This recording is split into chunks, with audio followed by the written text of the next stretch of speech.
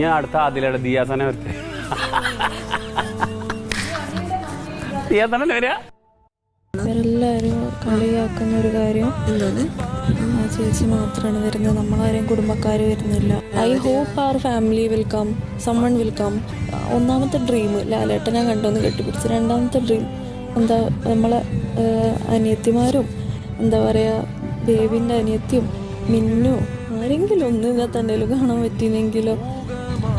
അതൊരു വലിയൊരു അച്ചീവ്മെൻ്റ് ആണ് നമ്മളെ സംബന്ധിച്ചിടത്തോളം. ബിക്കോസ് നമുക്ക് ആരും ഇല്ലാത്തത് കൊണ്ട് തന്നെ.